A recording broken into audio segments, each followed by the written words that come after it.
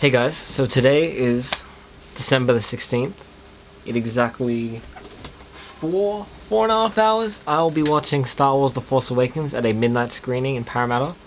I'm very excited, so, Star Wars, yay, I think I wrote it wrong. If I have any concerns about this movie, it seems like the movie is riding a lot on nostalgia, like, they want to, so many scenes feel like they look like they're going to be like A New Hope all over again, just kind of remade and changed a little bit. So I'm worried that when we retread the good old stuff, that won't be enough new stuff to sort of like really bring it together in the end. And I think that's maybe my biggest concern. I got no problem with anything else. I have my bake more, but tonight's going to be a great night, and I will have a review for you soon after I see the movie, after I rest my beautiful head, because I will get home around 4 a.m. But it's totally worth it because Star Wars, and you only live once. So catch you after the movie, guys. Thanks guys, so I'm Liam. This was Playback Society's spoiler-free review of Star Wars The Force Awakens. Onto the screening itself. I was meant to watch the movie at 12 a.m. Nothing, the ads didn't even start till about 12:30, and at that point everyone was so restless.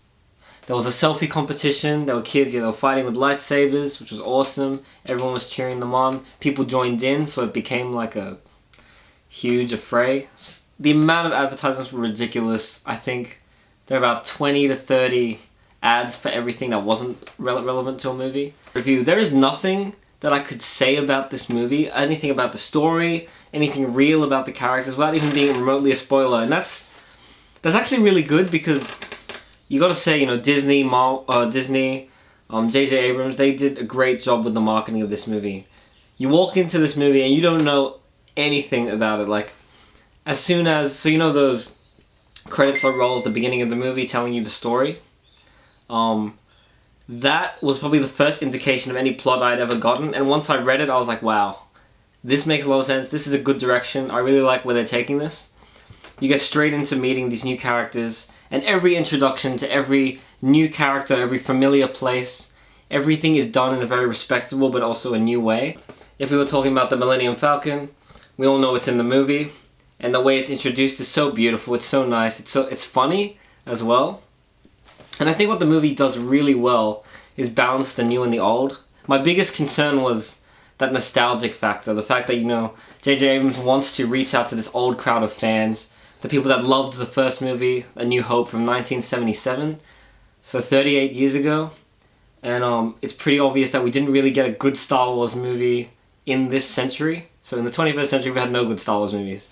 Not to throw any shade or anything, but that's just a fact. The story obviously balances a mix of the old and the new. It's done really well, and I don't think there's any point where the nostalgia of sort of bringing something old actually takes over the new. I think it's all done really well.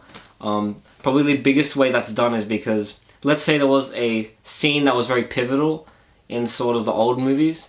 The way it's tackled in the new films is that's there. It's something that is very familiar to A New Hope, It kind of retreads similar story ideas, but it's done in a different way. It's fresh. It's not it's not exactly the same thing. There's always a little bit of a twist, and I think that's why the movie really works, because you have all these expectations. People walk into this film not knowing anything, and as the movie unfolds, it's like mystery after mystery, slowly revealed. The story, the characters, everything comes to life, and it's really beautiful. Actually, like, I'm not a teary guy, but I was overwhelmed so much through this movie. Just overwhelmed with the feeling of seeing everything again. Like, it amazes me, actually, when you think about it, how the prequels went so wrong, because there was so much you could have done right. There was so much respect to the old trilogy, the oldest trilogy that was taken in this movie, that J.J. Abrams had handled so well. We all know that George Lucas, when he wanted to do this movie, he wanted to really stick it to the family. Keep it to the whole, the original cast sort of thing.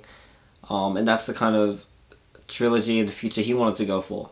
And then other people wanted to sort of serve the expanded Star Wars universe. Now I think by attempting to appease both parties, we've got this really nice mix of new characters and old characters, and it's done really well. I think a lot of the characters in this movie get a very good representation. They get they get the screen time they need. But obviously one or two characters I do feel like there is an underuse there that may be highlighted in future films, but overall everyone was handled very well. The chemistry in this movie is phenomenal. Everyone, it's all banter, it's all very nice. There's very nice little jokes that J.J. Abrams slips into the film, and they're really good, they're lighthearted. It does shake up the tone sometimes, but I think that just having those really nice scenes, there's never a quiet moment in the sense that there's nothing going on. There's always something to look for in the frame that is quite beautiful, and something that is quite reminiscent of a feeling you've had as a child or when you were younger. And that is part of what makes this movie so great. There's so little flaw in this movie. There are tiny things you can pick out with specifics and pedantics and semantics, but it's just a great movie. There's so little wrong with it. The best way I can sum up my review of this movie is that I took no notes during it. I didn't go on my phone, I didn't look at anything. My eyes were glued to the screen, my ears were like it was a fantastic movie. Now there's so much that this movie does right that when I try to give this movie a final score, I'm biased as hell. I cannot separate, the boy inside of me from the review. Star Wars The Force Awakens is a 9 out of 10 and a playback rating of watch it again. And again and again and again. This is the first, I've seen it once now. I already have plans to maybe see it tomorrow, and yeah, just expect that my wallet will be crying by the end of this one.